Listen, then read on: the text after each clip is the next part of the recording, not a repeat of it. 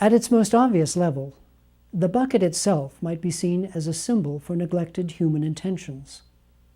Someone is attempting to draw sustenance from the well, apparently without considering the futility of their actions, given the neglected state of the bucket. Logically, drawing water with a leaky bucket is an irrational act. But astonishing good fortune is honoring the gesture of faith. At this level, the painting is depicting an act of providence, and as such, is a statement of faith that, in spite of himself, man is protected and provided for by benevolent, intangible forces. But the question arises, will the goblet still be there once the bucket reaches the surface? Simple logic would answer yes. The potential is there if one is interpreting literally. But the reason the artist places the goblet under the water is to imply that the image is somehow a property of the water itself. Hence, if the water drains from the vessel as it's raised, there will be no goblet. This version of visual refraction, the apparition effect, is meant to imply a clear distinction between matter and spirit, corporal and ideal, which, of course, invalidates the literal interpretation. Interpreting at the deepest level, the well is the vast, unlimited reservoir of the unconscious. The water itself is a symbol of the contents of the unconscious, a medium for the transmission of meaning.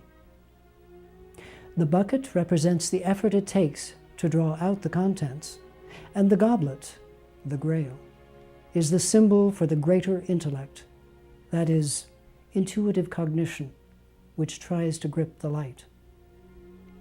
One tries to understand, but finite conscious intellect alone cannot completely grasp the full meaning of true, absolute knowledge, a dynamic property of spiritual energy. From the artist's standpoint, all energy is spirit. So here in this compound image is both problem and solution in one unassuming frame. The themes of destruction, creativity, and transformation are explored in the painting Dies Irae. Dies Irae is perhaps Mulligan's best-known work, and likely the most timely in its implications in relation to the world's contemporary political realities. It is also one of the most complex in terms of conception, composition, and symbolic representation, a painting of symphonic, even biblical dimensions. Although the idea of Dies Irae was first conceived in 1968 and later painted in 1987, the import and implications of Dies Irae have never been more relevant than now. The title, Dies Irae, is derived from the text of a medieval Latin hymn describing the Day of Judgment or Wrath of God. The inherent message in the hymn might seem a fitting phrase describing the painting's version of Earth's transformation into hell.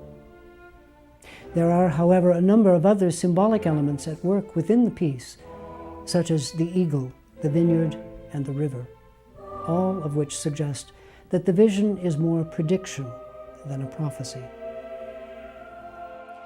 The subject is man, clearly dominating the very center of the painting, here presented in a symbolic form as a fetus. The present context is that of imminent extinction, for what is represented in the distance is a nuclear conflagration. As in so many of Mulligan's previous works, light is the central unifying principle at the heart of the painting, both in terms of the painting's composition and certainly in terms of its meaning.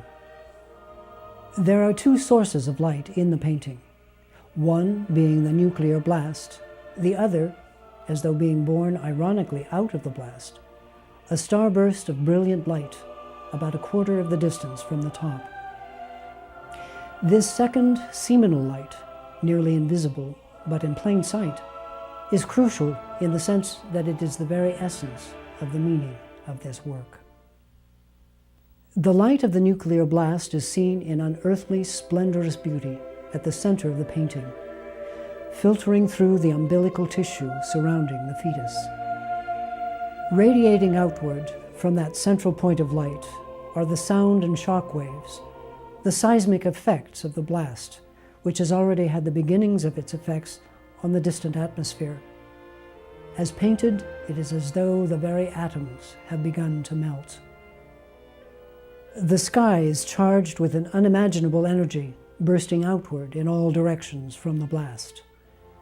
The light radiating through vaporizing banks of clouds, which dissolve and drip their sulfurous discharge earthward, obeying only the laws of physics and gravity.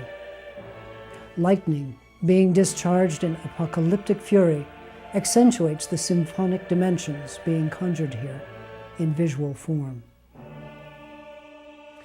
By juxtaposing the image of the fetus directly in front of the atomic blast, the artist seems to be saying, "Here is the light of the world." In his will to power, through indiscriminate aggression and the need to dominate, man has presumed to wield the absolute power of life and death. He has assumed the power of a deity. Human intellect has split the atom. So in this ironic twist, vaporizing light is to be seen as the final product of man's creative vision, but also the product of his limited wisdom and passion, his blindness and misdirected rage, the result of his hubris and fear. In an objective yet sublimely ironic way, the artist suggests that man's own hand renders the judgment upon himself. The wrath for which the day is named is man's own wrath, and the cataclysmic majesties unfolding behind him is the fruit of man's final judgment upon himself. But the artist also seems to suggest that there is an alternate choice.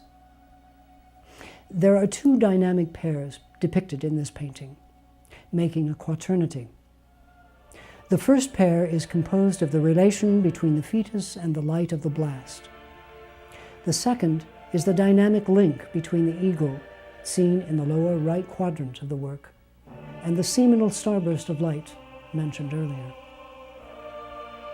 This second pair, the relation between the eagle and the starburst, is the compensating positive dynamic, in that the eagle represents the elevated spirit of man drawn toward the redeeming power of the greater light. That is the human spirit, enlightened by the transcendent spiritual energy.